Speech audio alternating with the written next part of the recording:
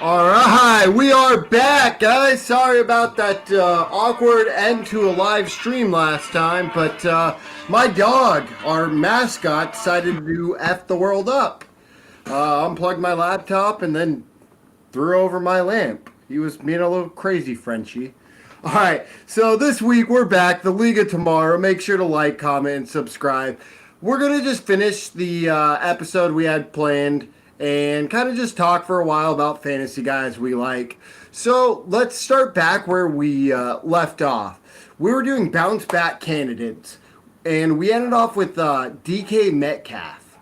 So, like last year, before the draft season, you were telling everyone you were off of DK Metcalf because the end of last season, and you kind of said he could do that Tyler Lockett thing where he hits and then he just shits you out a couple weeks. I mean, that's kind of what it's showing, and he showed that last year. So, what's your thoughts on him being able to bounce back to that top 12 wide receiver? I wasn't necessarily off DK Metcalf. I have him in so many leagues. I wasn't going to draft him fifth receiver overall. In a Right, and that redraft was the league. definition of being off of where other Yeah, people yeah. perceived him. You had a I got more of that out, high end wide receiver two range. Yeah, and I mean he could. I think DK is going to be somebody, and I really need him to be somebody that starts to come on mid-season and make that help you make that playoff push. He's very capable. I think he's got a high floor. Um, but he doesn't get to me. He don't get the targets. He's one of those 4 or 5 catches. He He has could to have break. 20 He has to yards. break that long touchdown. So Yeah, that relies on his consistency. So I'll give you right. this: the player we were talking about on the last podcast, which is the start of this podcast. Yeah, that's weird. But Yeah. DeAndre Swift or DK Metcalf. Oh, I'm gonna Rest of go. season. Rest of season. I'm gonna go running back. I'm gonna go Swift. I like it. Thing is, I do think DK will bounce back, but don't be surprised when he has these down weeks. And not only that, I believe he's still just as valuable, if not more valuable, than Tyler Lockett. So the value you can get off of Tyler Lockett right now, coming off of, I believe he's a wide receiver three or number two receiver on the year. People are sold in because we still had him where Ash kind of had both of them in that high end wide receiver two, 13 through 15 range, where you could get these boom weeks, but you can't count on them for this consistency you would of a Devonte Adams. Um, so this is why I think, both Metcalf, Tyler Lockett, I'd sell them both for DeAndre Swift. Now I get DeAndre Swift might not have what you'd say the ceiling, but I again expect them both to have these down weeks that hurt your team where I don't see DeAndre Swift having that. Yeah, they could be. They could easily be the receiver version of the Patriots running backs. I I mean, like that. um, but I do think Metcalf has a higher floor because I do feel he is the red zone guy. And he has a higher ceiling as well. Right. I Oh, mean, I don't think many would absolutely. argue against that. So, I mean, even if you still are high on, you don't want a guy like Swift, if you have Lockett, I'd still offer a guy or Metcalf straight up. If someone else had Metcalf, I'd be like, here, give me Tyler Lockett. Maybe you can get a little small piece, a little other upgrade as well. But this is still the number one receiver on his team. I do expect him to bounce back. Metcalf's ceiling, that's top five. Hands down. Exactly. Every So week, that's his why you ceiling's make top that five. move. You make Yes. that move and trade Tyler Lockett, and you can still get a piece at this moment on top of it, for Metcalf. So, I mean, he'll bounce back. So we're two for two on these bounce backs. We think Saquon will bounce back. We think Metcalf. Now, this third guy, very similar. I had him actually in ahead of, one ahead of Metcalf's in the draft, one receiver spot, and that would be AJ Brown. What are your thoughts with Julio looking how he does? Can Metcalf, or sorry, AJ Brown bounce back? Based on what I've seen so far, well, there's no doubt he can bounce back. But do you think he Don't will? think I don't think he's gonna return the value where people were drafting him at. Based on what I've seen so far, the Titans obviously with Tannehill. I mean that the passing attack, it feeds from the Russian. They've got to get Derrick Henry started um, for it to come into play where your receivers are really benefiting. Um, that's scary. AJ Brown's scary to me. I'd be if you can sell and So the thing with AJ Brown is most people like me, they aren't, they aren't scared. The people who drafted them, they still want. I'm distracted.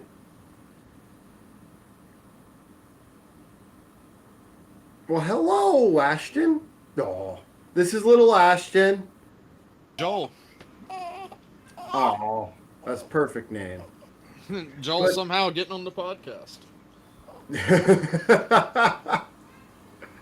um, but with AJ Brown, people aren't scared right now.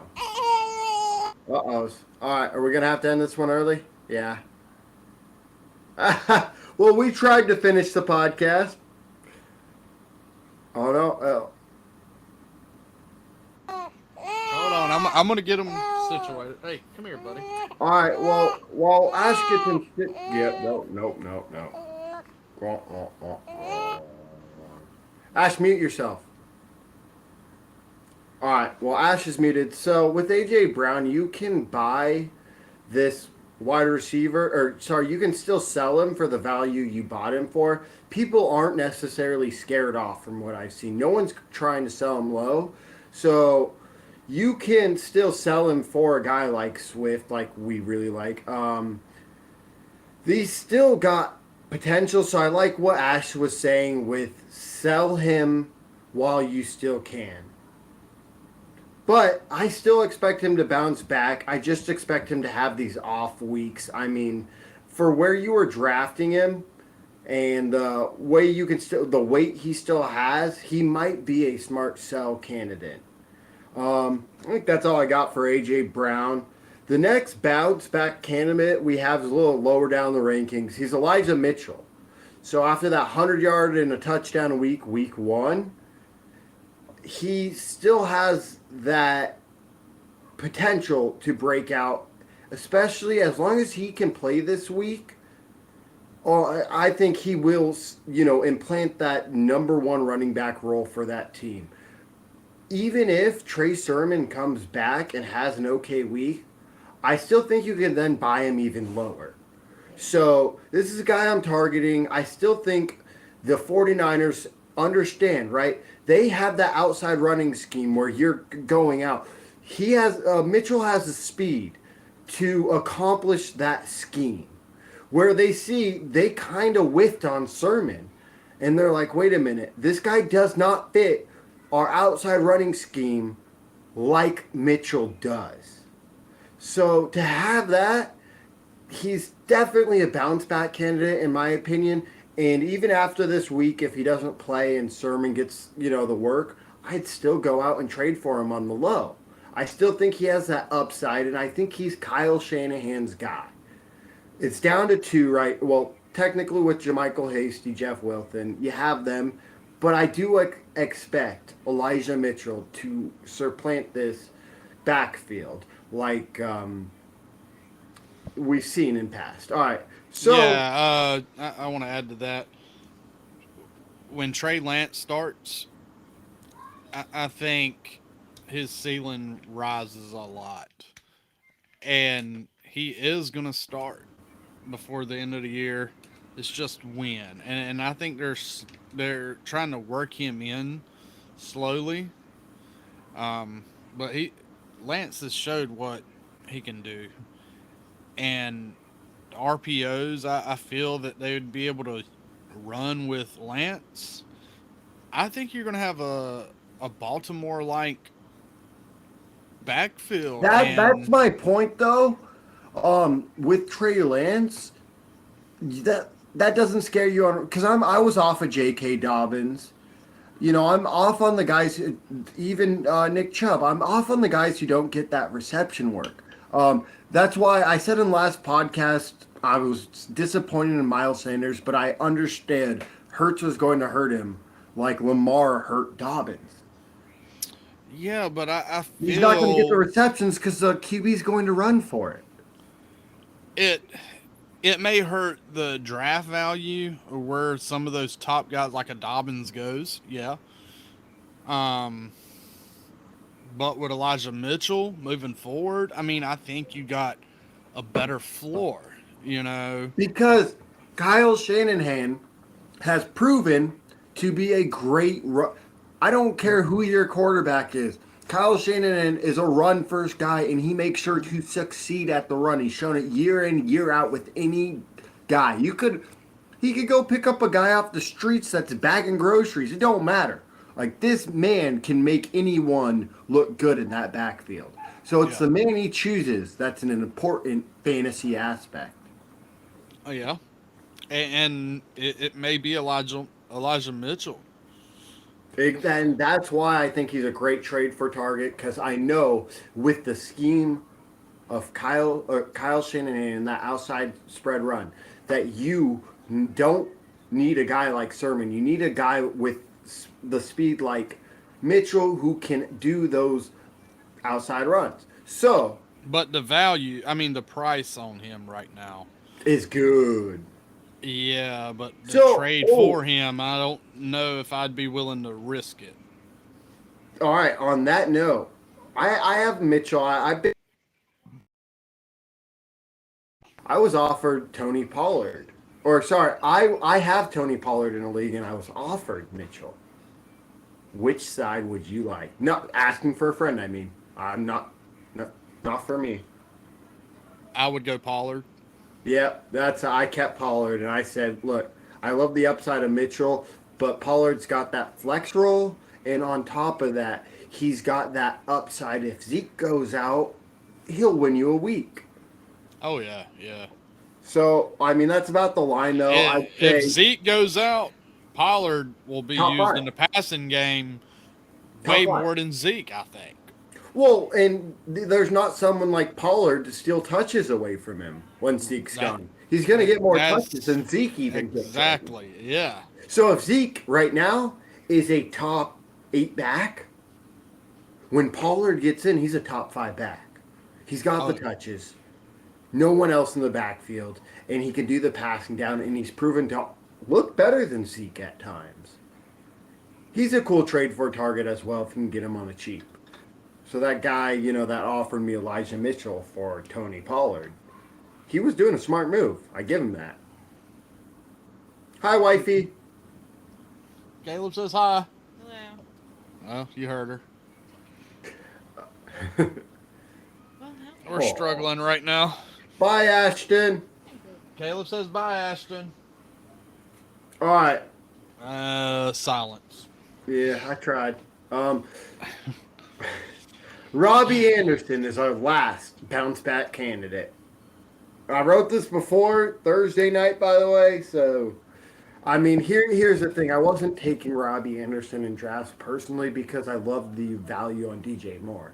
And I was drafting him early. I would draft him in the middle of the fourth instead of the, beginning of the fifth because I knew this guy was going to be a stud. And I was happy getting him in the fourth. Uh, here's the thing. Robbie Anderson is a field stretcher. I'm not looking for that field stretcher when you have vacant targets. CMC made me more not want him. Him being out, Chuba Hubbard was still getting some reception work. They pass to their tight ends more. So me personally, he's not bouncing back. No, I agree. And you got to throw those two names, Terrace Marshall, Tommy Trimble. Um, Marshall is going to They're take all over getting to. more work than Robbie Anderson. He's going to be your number two, and I felt like that preseason.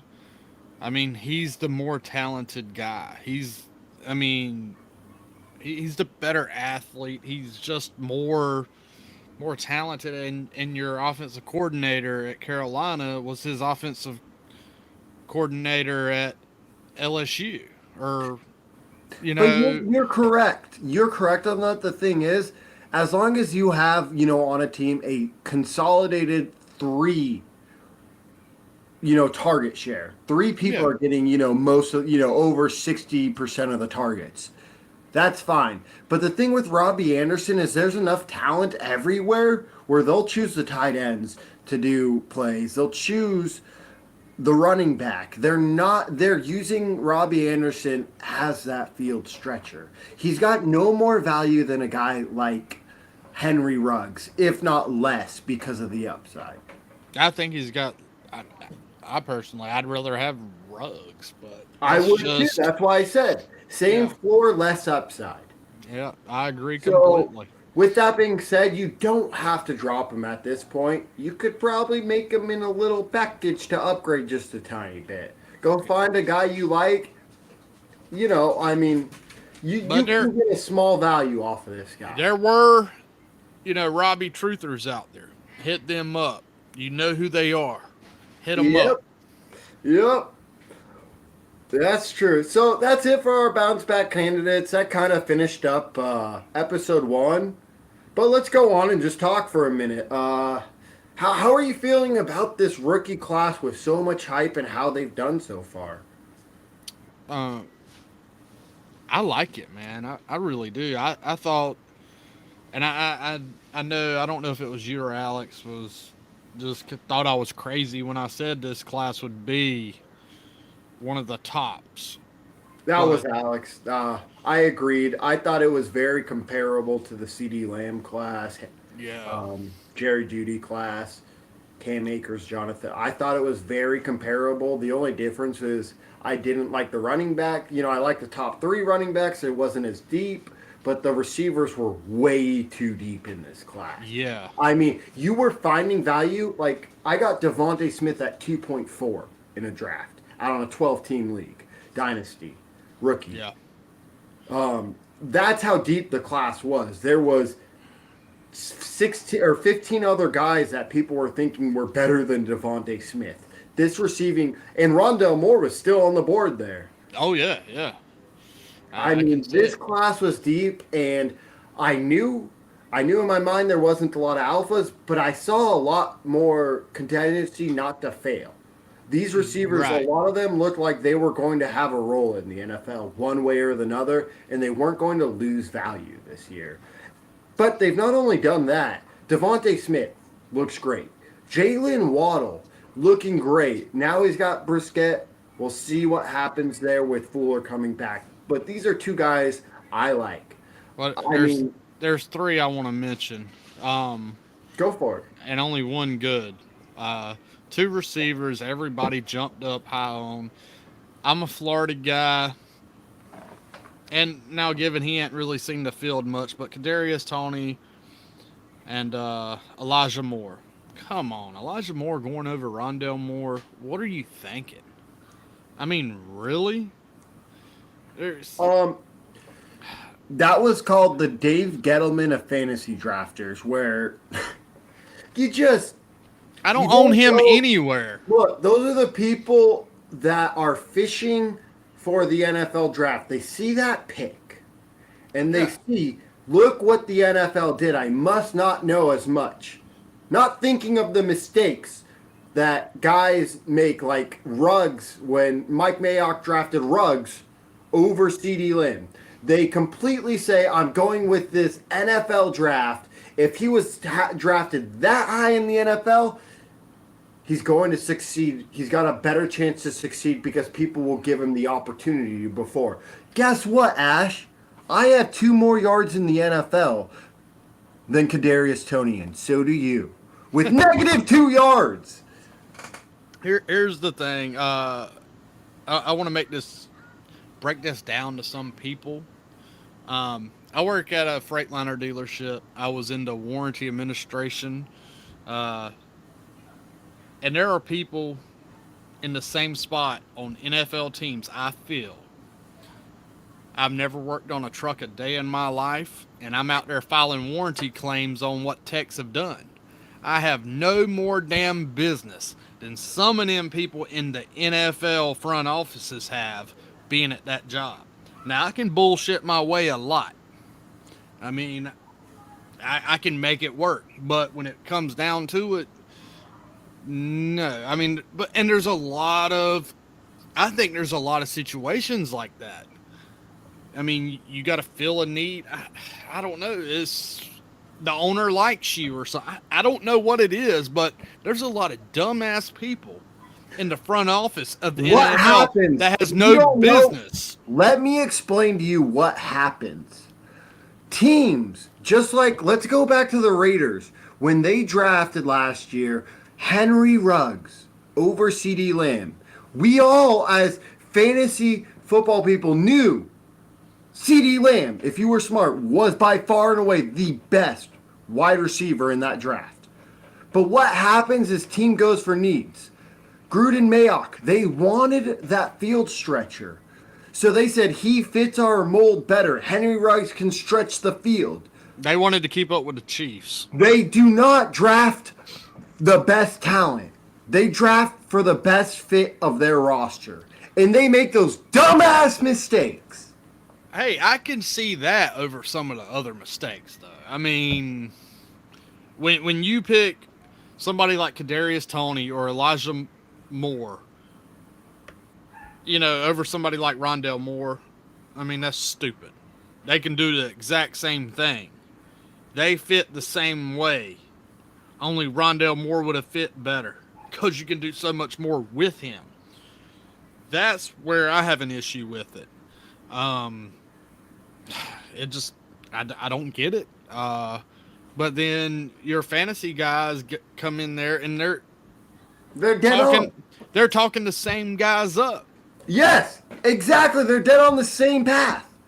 Like, are you just listening to everybody else, or you don't have an opinion of your own? Have you not watched this guy play? This is called lazy and safe analysis, where people don't put in the work. Right. They go their day to day, and they just go with the flow. This is where you get that lazy analysis, which we are all sick of, which made us want to start a podcast, because I know both Ash and I spend at least 40 hours a week, despite having a full-time job, studying football. I go through game tapes every day.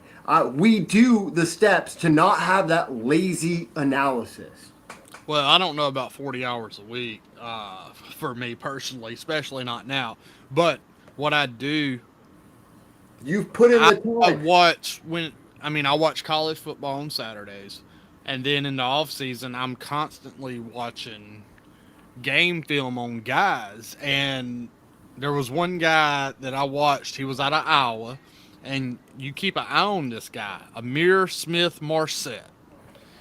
When I looked at him, I put him above Elijah Mitchell. And I like Elijah Mitchell. I mean, he's a good player. I like Kadarius Toney. I'm a Florida fan. But he had no business scoring as high as he did over some of the other guys. It's a perfect Dave Gettleman move to do that. Yeah, but Amir Smith... Move back to reach. Move back to reach. Yeah. You could have moved back again. Well, except I guess there was a podcast I was listening to, and I guess Jacksonville pulling the most Jacksonville thing of all time. They wanted Kadarius Toney if he was there. But you know how you were talking earlier about when I don't know if it was on the podcast or before, but when we were talking about Rondale Moore and him having great special team plays or abilities and stuff to get him on the field more. I don't think that was the case with him. I think he was going to get on the field anyways. But Amir Smith Marset, Minnesota Vikings, out of Iowa. He's better than Elijah Mitchell, better than Kadarius Toney. I don't know if he's as quick twitch as Kadarius Toney because Toney can be explosive, but he's Wide better than receiver. Elijah Mitchell. And he's been doing pretty good for Minnesota in the return game. He's going to be, when Thielen's gone, he's going to be Guys, number for, 2 for in the Minnesota. audience, wide receiver, running back. Oh, wide receiver. Yeah, my Exactly. bad. My You bad. compared him to Elijah Mitchell, which Oh, I did? I meant Elijah Moore. Shit, my yeah, I bad. was trying to Yeah. connect that. Yeah, Yeah. I got Sorry. what you meant, but I wanted to Yeah. clarify. Um, but yeah, that's our college knowledge giving the take. I mean, go. I I imagine he's an easy trade for target. I don't know if he's even fully rostered on most dynasty teams. This isn't a redraft guy we're talking about, but definitely go Right, yeah. look for this guy in dynasty. You can either get him for cheap or he's on your waiver wire. Yeah, and guys, just if you're in Dynasty, especially if you're in Dynasty, just watch film here and there and it, trust your own eyes, your own gut. I mean, it's almost like women, you got that gut feeling if they're screwing around, just you got a gut feeling if they're going to do good, Oh, just trust it. I should have trusted mine with Rondell Moore last week. Didn't do it at the last second. Second guess myself, cost me a game. Go with your gut. Trust your eyes. I love that because there was when I first started fantasy football, I'd go and I'd choose like one or two podcasts and I'd let them make my start sit decisions. And if I Oh, didn't do that, yeah. I would have won two championships. Right. I mean, you have to trust your gut. A lot of these fantasy analysis are anal cysts because they're just giving you, they're butt fucking you. They're anal cysts. It seems like everybody just goes off. They all listen to the same people, and they just They talk up the same players. yeah. They're And not. They don't build anything of their own. It's lazy, but it's what works. Everyone has the same thumbnail, even to down to that, to the exact same show sheet. It gets ridiculous, repetitive, and it's not helpful. It's called lazy analysis. I'm not going to name names, dynasty turds. Oh, whoops. okay, All right. guys. Listen. So on this, I got one guy I want to talk about. He's a Okay. rookie, and you love him. What do you think of the start of Kyle Pitts' career? Oh, I mean, as Kyle Pitts, uh, individually, I mean, I like it. Um, I didn't realize How are you feeling Atlanta's. on redraft for him? Like where I know you had him what tight end 4 overall. Yeah. Um, Where are you at now? well, I seen some light last week. Because I mean, I started him. I got Gronkowski on the bench in my big money league. Oh, Yeah, oh, it hurt me week oh. one. Hey, I got whooped so bad week one it wouldn't have mattered who the hell I played. Uh, but I mean, Are you starting him over Gronk now or no? It's Gronk time. no. This week Pitts. I mean, yeah, Over Gronk. yeah. Interesting. So Yep. what? But now You it's know, full PPR because Gronk is. I don't know. He's Pitts. I think can hurt you anywhere on the field where Gronk is more targeted in the red zone now, he is, and but that's understand good. this. But To help your point, Gronkowski compared to Pitts, you have Calvin Ridley. Wow. and All who? right. Sorry to stop this, but one of our viewers is trying to text message me for a player because they heard him on our podcast, me talk shit. Yeah. So I got distracted. But Kyle Pitts is got Calvin Ridley. That's his main, Mhm. rival. That's still very condensed. Russell Gage isn't being used. Like I said, he would not be used, and he was not a good player to pick up above Ruggs, Mooney, all those Pittman. But here's the thing: he's got that, but Gronkowski has not just, I mean, maybe not this week, but he's got 3 good receivers to battle, as well as a great running back, Leo Fournette, who is supplanting himself in a role while Rojo goes to the backfield. So this is a guy I'm targeting as Kyle Pitts for that condensed. You want to see that in your fantasy league. The 3 targets. There's only a total of 3. They really only have 2. So he's at least the number 2 role. This is great for a tight end. You rarely see that. So he's a perfect trade for candidate for me, while Gronk is a perfect trade away candidate. A touchdown dependent guy versus a guy who's got a safe floor and he's getting the targets even as early as the first 2 weeks as a tight end. It's only going to go up from here. I'm looking it up right now. Pitts has been targeted 14 times. Kelsey's only been targeted 15. That's not that big of a difference, people. Now, of course, Kelsey's got a better quarterback and a better team. And Atlanta's offensive line is really... I watched them, man. They have a better team, but they're still double covering Calvin Ridley. I just combined that. Yeah. But they're still combining, that's who they're double teaming. You can't double team Pitts and leave Russell Gage open. Oh, and update. Well, my wife just texted me. She said I better hurry my ass up. But Kyle Pitts, I think Kyle Pitts has got 104 receiving yards, 896 away from what I said he was going to have. He's on track. Attaboy. Hey, Van Jefferson looked good week 1 too. This is why we have our college knowledge on this podcast. All right, buddy. Great show. We were glad to have you back. Go take care of that baby. And hopefully I'll see you Tuesday for another great show.